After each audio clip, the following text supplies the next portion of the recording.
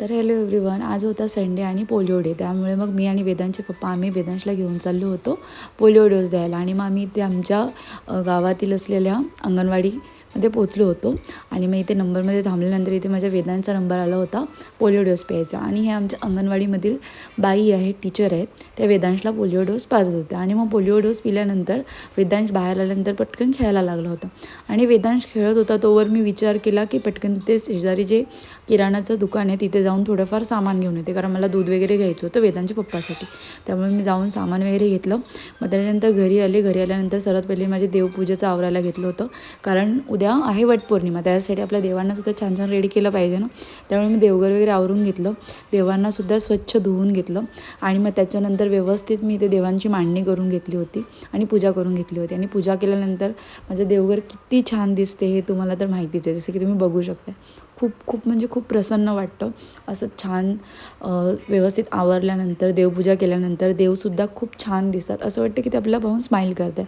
So मग इथे माझं देवघराचं वगैरे आवरून झालं होतं. त्याच्यानंतर मग दुपारसाठी मी चिकन घेऊन आले होते सोबत येताना. मी ते चिकन करीसुद्धा बनवून घेतली होती. सर्वांना जेवण वगैरे दिलं, वेदांशला भरवलं, मी सुद्धा जेवून घेतलं. आणि मग त्याच्यानंतर मी आणि ऋतू आम्ही निघालो होतो बोईसरला जायला, कारण उद्या आहे वटपौर्णिमा. आणि वटपौर्णिमेच्या पूजेचं काहीच साहित्य आम्ही आणलं नव्हतं. आणि आज आम्ही चाललो होतो शॉर्टकट वेने, शिगाव रोडने.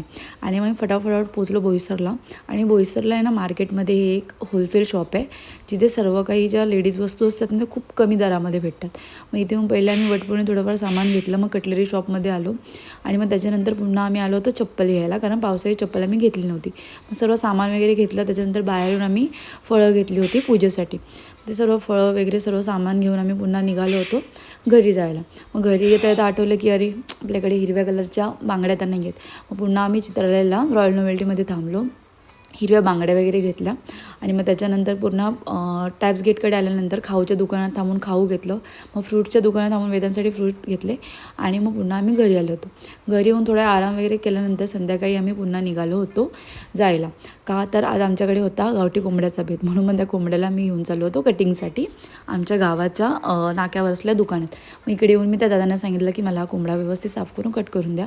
आणि मग त्याच्यानंतर पुन्हा आम्ही राणी शिगावच्या रोडने चाललो होतो बोईसरला. राणी शिगाव रोडवरून बोईसरला जाणं आमच्या इथून खूप जवळ पडतं, जवळजवळ 3.5 ते 4 किलोमीटरचा शॉर्टकट आहे. त्यामुळे मग फटाफट आम्ही चाललो होतो तिथून बोईसरला, कारण थोडंफार सामान घ्यायचं होतं आणि मला आयब्रोज करायचे होते. मग ते सर्व आवरून आम्ही घरी आले. आणि त्याच्यानंतर मी इथे घेतली होती कोंबड्याची भाजीची तयारी करायला. इथे मी 2 कांदे, 2 टोमॅटो आणि खोबरं चुलीमध्ये छान खरपूस भाजून घेतलं होतं. आणि मग त्याच्यानंतर हा आहे माझा घरगुती मसाला जो मी घरी बनवते, म्हणजे मिरची वगैरे सर्व घरी आणून बनवते. आणि मग त्याच्यानंतर चुलीवर मी टोप ठेवून घेतला, त्याच्यामध्ये तेल वगैरे टाकलं. तेल छान गरम झाल्यानंतर त्याच्यामध्ये पहिले मी कांदा टाकून घेतला. आणि कांदा छान असा लालसर होईपर्यंत त्याला व्यवस्थित परतवून घ्यायचा. आणि मग कांदा परतवून झाला ना की मग त्याच्यामध्ये मी ग्रीन वाटण वगैरे व्यवस्थित टाकते. आणि मग ते सर्व प्रॉपर मिक्स करून घेते. आणि मग ते मिक्स करून झाल्यानंतर मग बाकी जे काही आपले घरगुती मसाले असतील, जसं की लाल तिखट, हळद, मीठ हे सर्व घालून व्यवस्थित प्रॉपर मिक्स करून घ्यायचं. आणि ते छान प्रॉपर मिक्स झालं. आणि मग नंतर त्याला जेव्हा तेल सुटायला लागतं तेव्हा त्याच्यामध्ये जे आपलं चिकन आहे, कोंबडा आहे जो घरचा गावठी, जो स्वच्छ मी 2-3 पाण्यातून धुवून वगैरे घेतला होता, तोसुद्धा मग त्याच्यामध्ये मी ॲड करून घेते.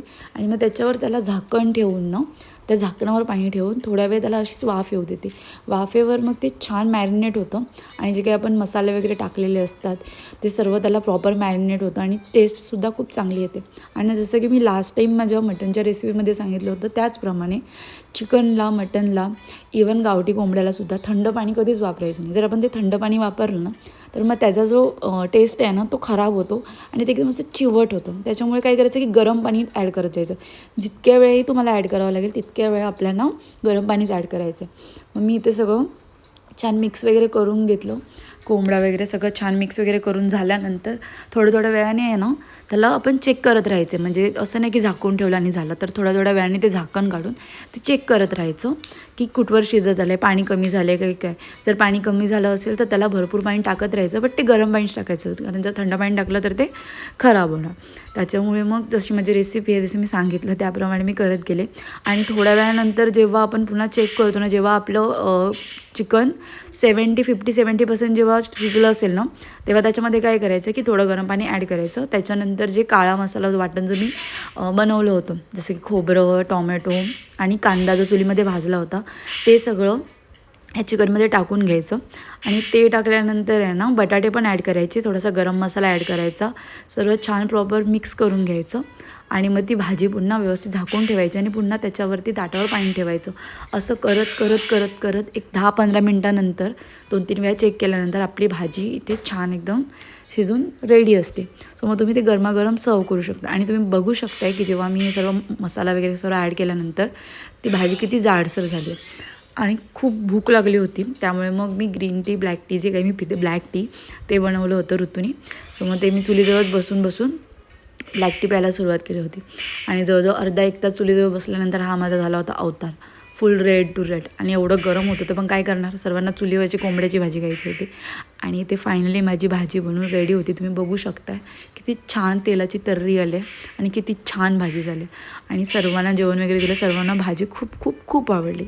सो असा होता माझा आजचा दिवस. Bye bye.